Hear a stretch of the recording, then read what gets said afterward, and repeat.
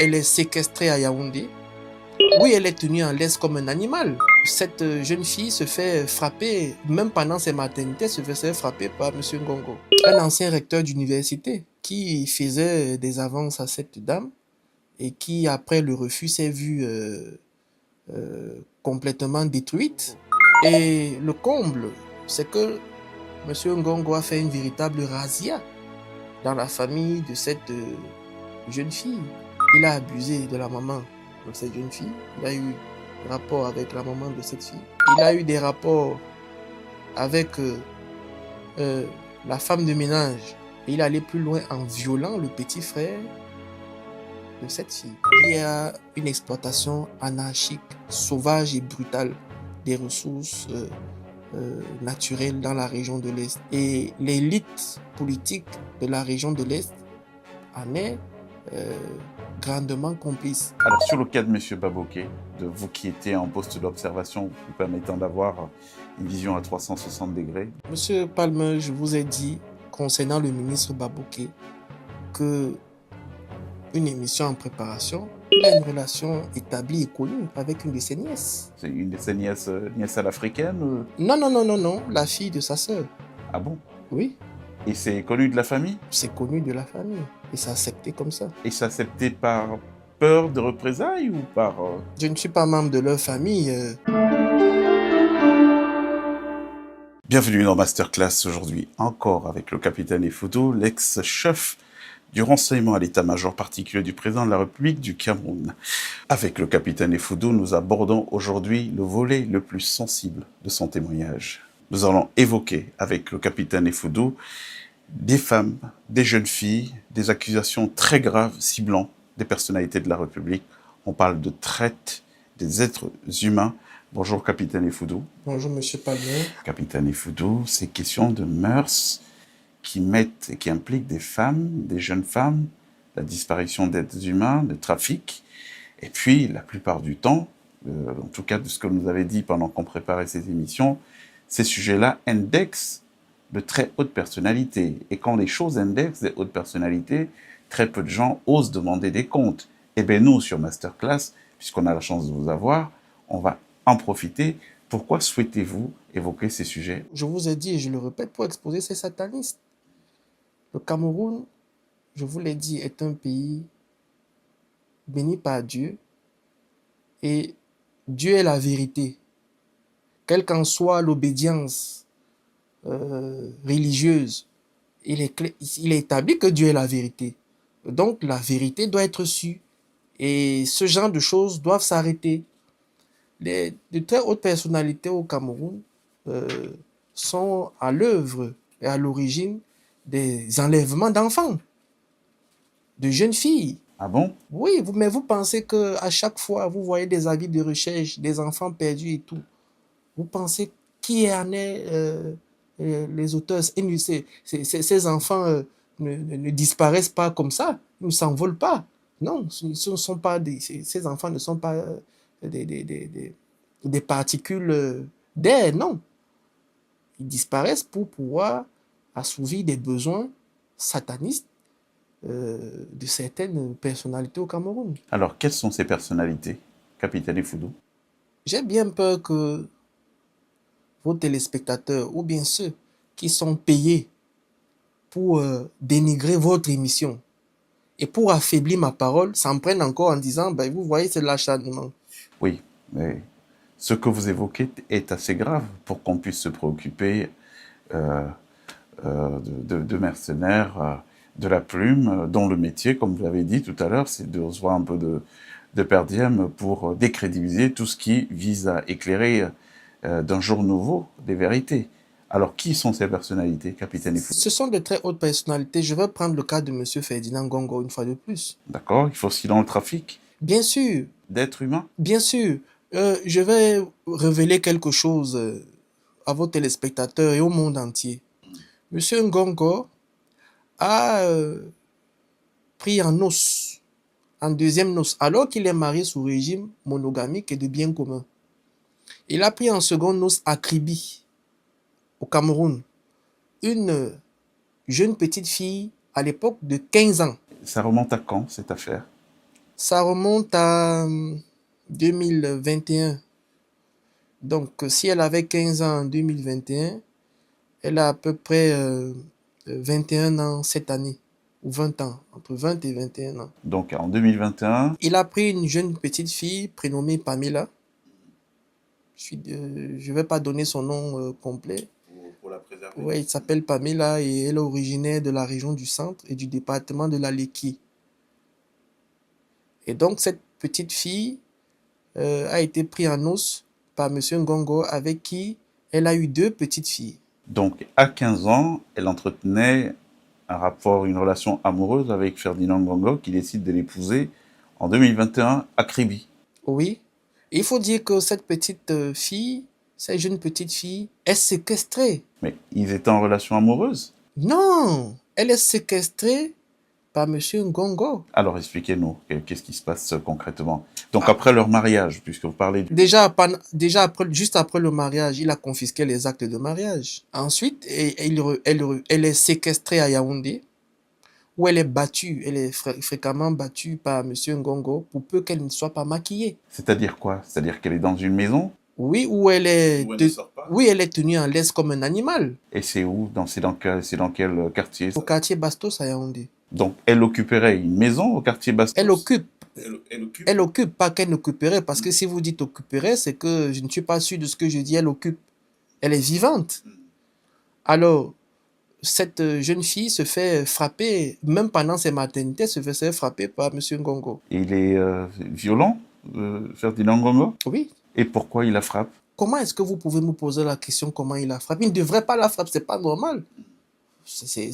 Comment frapper, c'est pas normal.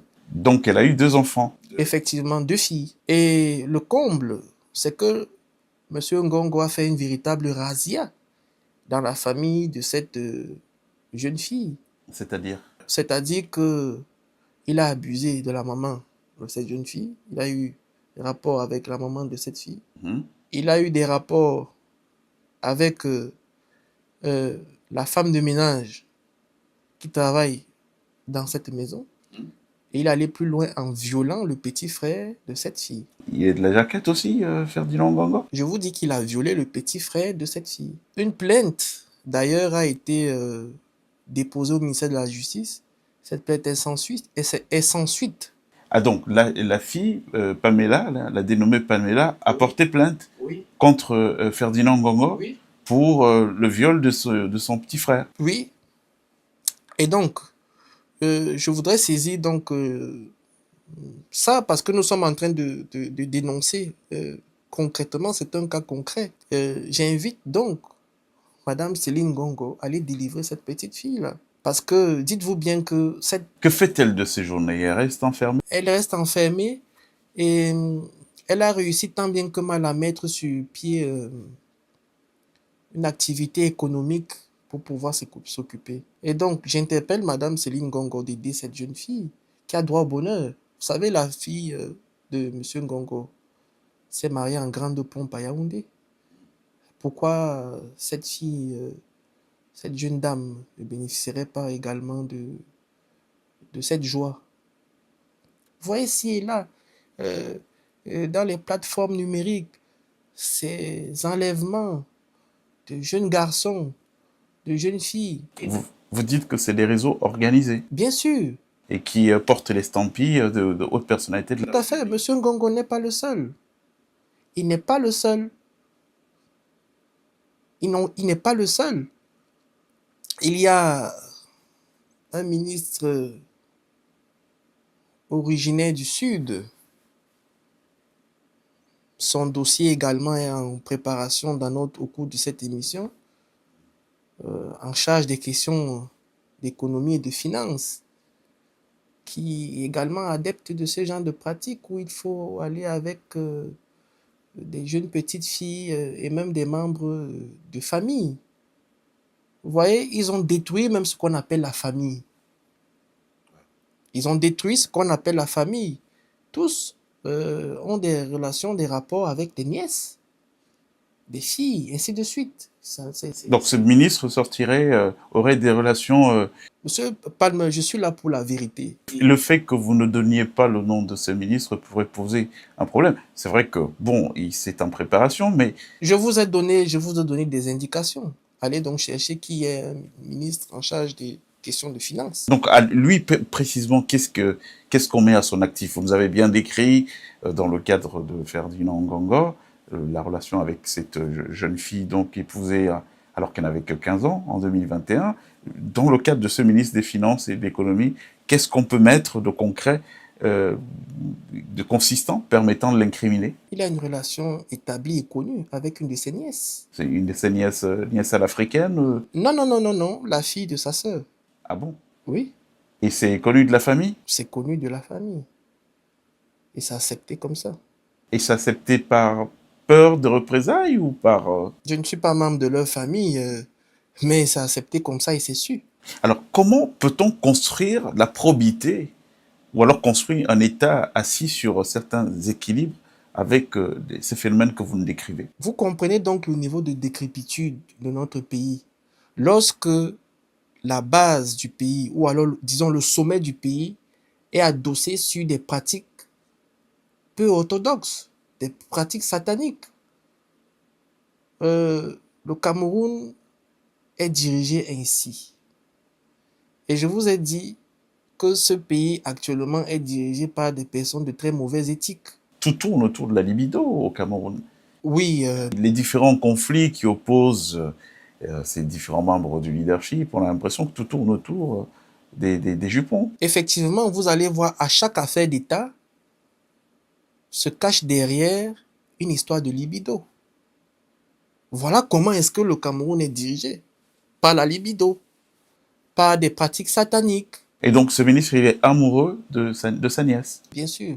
Et si c'est pas indiscret, c'est qui cette nièce? Je vous ai dit la dernière fois que la femme est le début de l'humanité. Donc, je n'exposerai aucune femme. Aucune.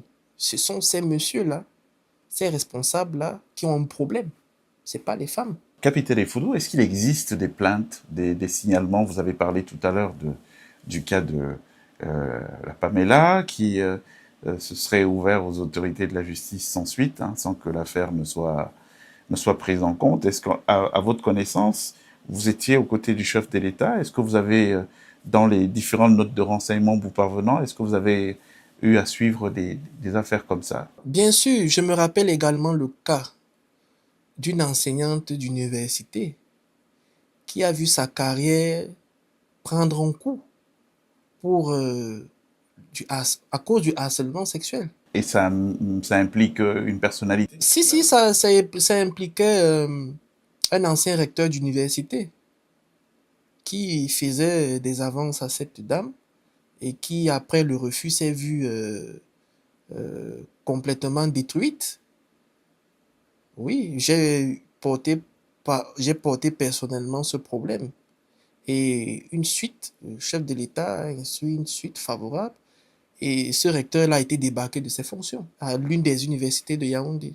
J'ai connu personnellement, j'ai connu personnellement le cas d'une jeune fille qui a été victime d'une de ces personnalités. Et il a fallu des menaces. Je suis allé jusqu'à menacer cette personnalité pour libérer cet enfant. Il la tenait sous l'emprise? Effectivement, oui. Et comment? Vous savez, dans le domaine du renseignement, on utilise parfois des connaissances acquises pour pouvoir résoudre d'autres problèmes. Et donc là, il a fallu utiliser des informations à ma connaissance pour pouvoir aider cette jeune dame de sortir sous l'emprise de cette personnalité-là. Pourquoi aller payer de l'argent alors que vous savez que vous êtes capable de réaliser telle ou telle chose? C'est de ça dont il est question, Monsieur Palmer. C'est de revenir aux fondamentaux, à la méritocratie, à se dire qu'il y a le mérite qui doit primer. Mais aujourd'hui, les choses sont faites de manière à ce que ce soit pas des liens sataniques, pas la libido, pas plusieurs autres choses et non plus sur le mérite. Vous voyez, euh, autant, vous voyez autant de jeunes, autant de talents au Cameroun et dans la diaspora. Mais ils sont limités, ils sont mis en orbite parce que des gens qui ont fait des pratiques peu commodes ont fait de cela, parce que des gens aux pratiques peu commodes ont fait de ces pratiques-là le modèle d'ascenseur social.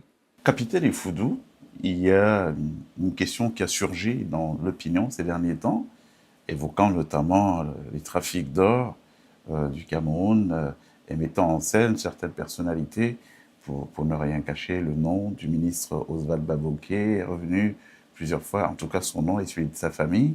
Qu'est-ce que vous savez sur ces questions-là? La région de l'Est souffre de ses propres enfants. Ça veut dire quoi? Dites-vous bien que ce ne sont pas des gens qui viennent sur Mars, qui viennent créer des problèmes là.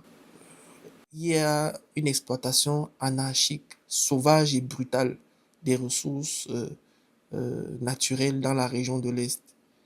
Et l'élite politique de la région de l'Est en est grandement complice. Concernant concrètement le trafic d'or, la plupart des opérateurs dans cette région, c'est des opérateurs étrangers de nationalité asiatique.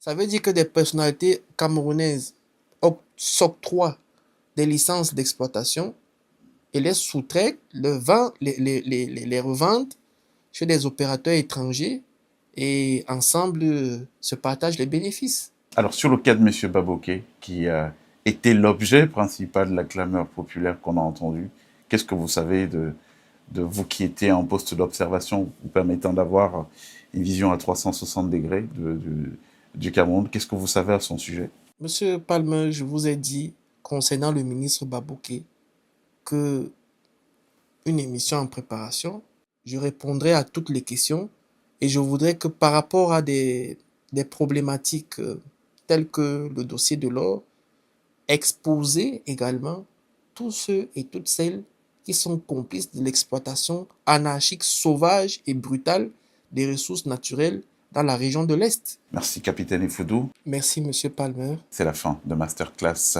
Aujourd'hui encore, nous étions avec le capitaine Efoudou dans la série d'émissions qui lui est consacrée et consacrée à ses mémoires. À très vite.